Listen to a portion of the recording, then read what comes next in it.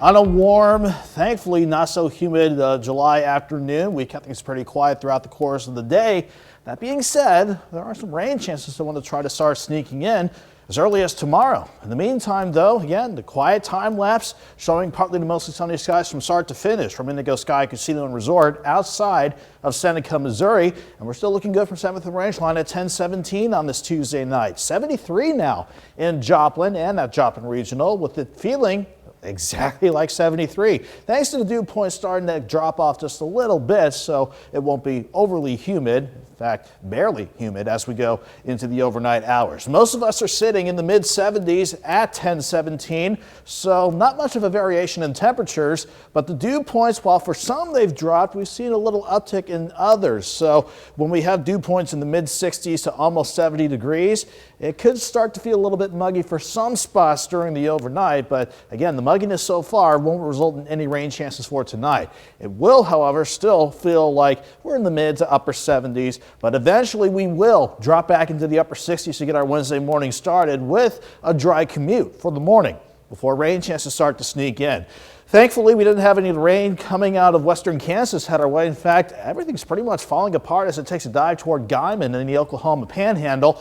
Again, other thunderstorms otherwise up in the upper Midwest, working across Minnesota and Wisconsin, all along our next front. This is a stationary front, sure, but this is going to play a role in our forecast for the next few days, along with an upper level low. Working out of South Dakota, that will help to push the front our way to bring in some rain chances as we go into tomorrow. In the meantime, though, once again, we're stating that we're dry for the rest of the overnight, partly cloudy. A bit mild, sure, but not too terrible to start the morning out. Overnight lows drop back mid to upper 60s, but here's the future track at 10 a.m.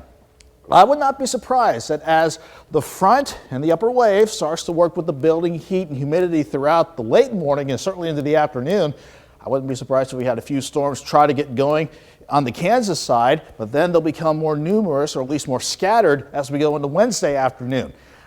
When these storms develop, I'm not expecting these to be severe, but at their strongest, it would not be surprising if these packed a punch with some heavy rainfall to deal with. Otherwise, 68 in the morning, 86 by noon. We'll have afternoon highs topping out around 90 degrees.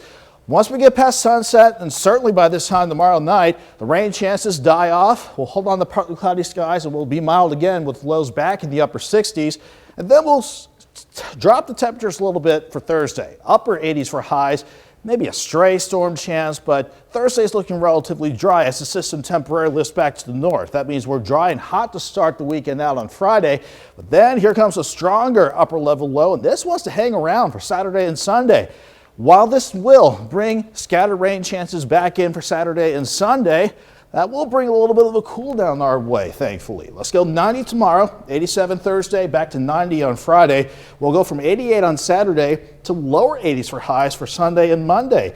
A short lived but nice cool down before we have to head back near 90 on Tuesday. Yeah, lower 80s definitely welcome this time of year. For highs in early July, we'll take it. Thanks, Nick.